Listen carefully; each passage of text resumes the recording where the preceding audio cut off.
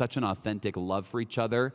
And the kid said, we kind of felt left out of it sometimes. They were so close as a couple. He said, we kind of felt like we were outsiders looking in. That's kind of amazing. I'm not saying it's good or bad, but I mean, I don't think that's good if a guest comes here and they feel like they're an outsider just looking into people who love each other. And so I love what the writer of the Hebrews does, inspired by the Spirit. Let mutual love be nurtured in you, but also what? And do not neglect to show hospitality to strangers, for thereby some have entertained angels unawares. How is God looking at the way we love?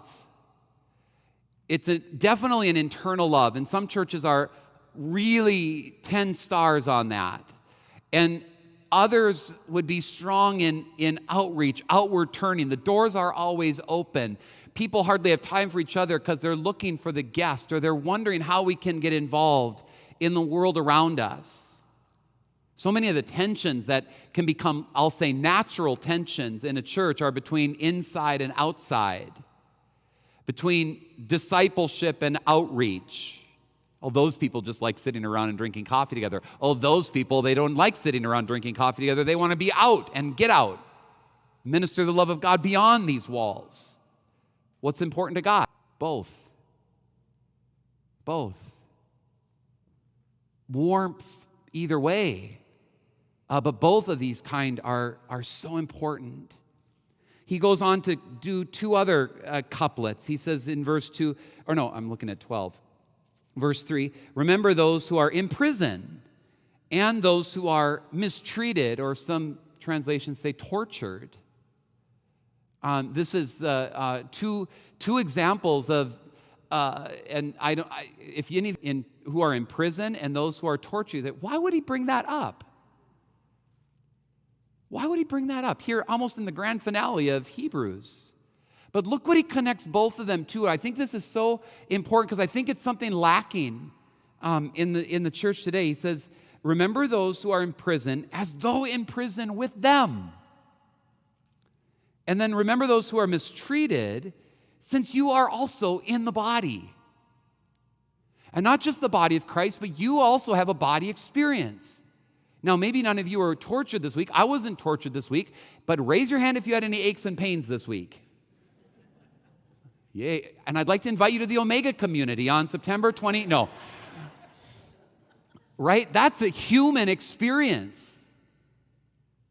That's a human experience. So much of religiosity in the Western world and in America and in Christianity is even, how do I transcend humanity? How do I transcend my limits? God is not asking you to transcend your limits. He's not asking you to be more than human. I remember one Ash Wednesday when I confessed to God, I'm sorry for how human I am, and it wasn't audible, but close. Nathan, your humanity is not the problem. I'll tell you and I was worried to ask what the problem was. He told me without me even asking. Your problem is you want to be God. Not that you want to be human. You don't want to be human, and neither did Adam and Eve. That's the original sin. It's not that we were human, it's that we didn't want to be human. What's he saying to the church here in Hebrews? Remember those who are in prison. Why? As if you were in prison with them. He's inviting you into something called your imagination. What if I was in prison? This is called sympathy. This is called a sympathetic worldview, where we can't do it.